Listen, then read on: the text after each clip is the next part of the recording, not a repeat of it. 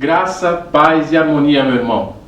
Nós vamos dar continuidade aqui aos nossos vídeos e hoje, de maneira especial e com bastante carinho, eu queria fazer o encerramento dos vídeos da missa com algumas correções, com alguns incrementos que amigos padres mandaram. O meu pároco, o padre Igor, mandou falando: Thelmo, você não falou isso direito, corrija aqui, tem esse aspecto. O padre Manuel também mandou um texto muito bom, dando as dicas: eu, se fosse você, falava um pouquinho disso, daquilo. E mais alguns outros amigos também comentaram. Então hoje eu vou fazer vamos dizer assim, essa juntada aí das coisas que faltaram, para que fique então completo, de maneira mais correta possível, as informações e as reflexões que nós fizemos sobre a missa, tá certo?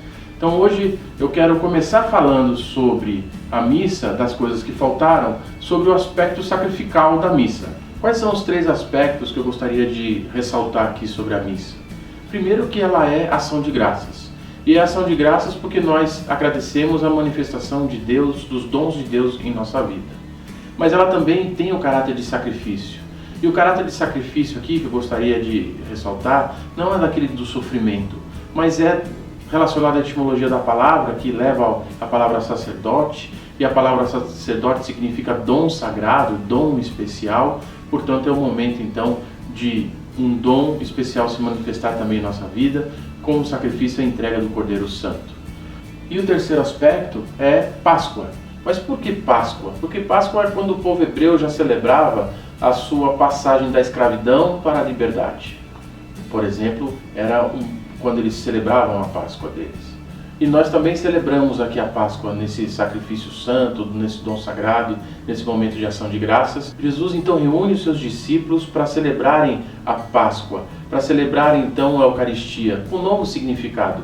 O significado agora importante de memorial. É o instante em que nós nos reunimos, não é uma encenação, não é uma lembrança do que foi, mas é o próprio momento.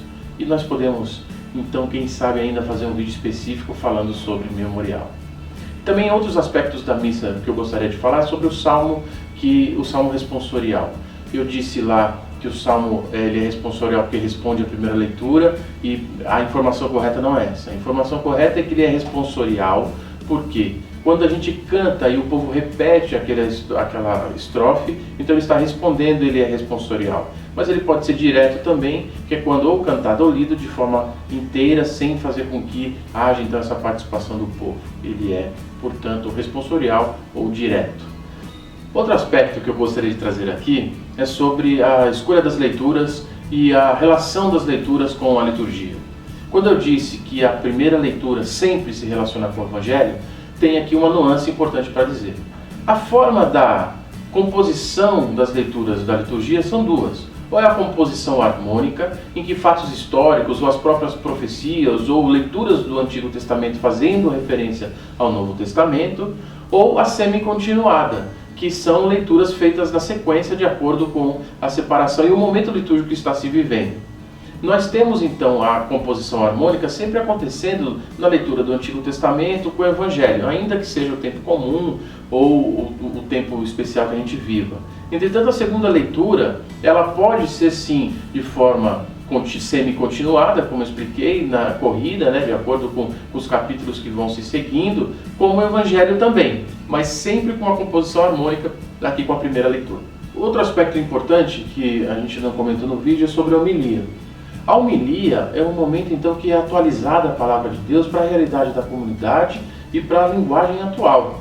É um momento em que o padre ele pode fazer a sua catequese, o celebrante, eventualmente que esteja lá fazendo, diácono, algum ministro da palavra, atualiza aquilo que nós lemos e também ele instrui a comunidade para como viver e dar testemunho daquilo que Jesus ensina na palavra.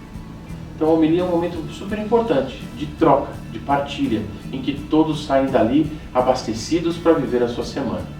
Logo após a homilia, nós temos a profissão de fé, que é o creio. E por que a gente reza o creio? A gente reza o creio por alguns motivos. O primeiro que é para dizer que a gente acredita nas palavras que foram ditas e ensinadas, na palavra que foi lida e neste momento que nós estamos vivendo, na igreja que se reúne. E a gente faz a nossa profissão de fé. E temos também a oração dos fiéis, que foi outro aspecto que a gente não abordou. Essa oração dos fiéis é quando então a igreja reunida, essa comunidade local reunida, reza pelas necessidades do mundo, reza pela igreja local, reza pelas necessidades da comunidade e reza pelo padre, reza pelos necessitados, e pode ser feito também as orações espontâneas. Então, portanto, irmãos, esses aspectos que eu trouxe aqui hoje são para que a gente pudesse ressaltar melhor aquilo que deveria ter sido falado e tentar explicar de maneira mais correta aquilo que foi dito. E eu agradeço mais uma vez aqui os meus sacerdotes amigos, que tanto carinho, porque se falaram que precisava corrigir é porque assistiram, e se assistiram é porque dão valor, e se dão valor é porque realmente o que a gente está fazendo tem valor, e eu só tenho a agradecer a todos vocês que nos ajudaram, e peço a você, irmão, que curta nosso vídeo, que se inscreva no nosso canal e que divulgue para mais pessoas também participarem, verem e poderem com isso divulgarem mais o Evangelho, e como diz o nosso slogan, porque o Evangelho precisa se espalhar, e você fazendo isso, você ajuda a gente a espalhar o Evangelho. Fica com Deus e até o próximo encontro.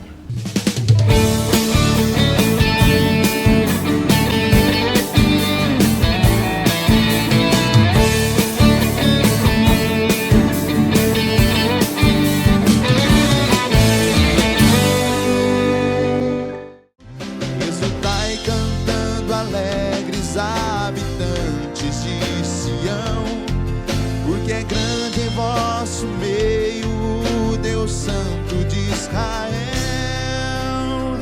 Louvai cantando ao nosso Deus, que fez prodígios e portentos.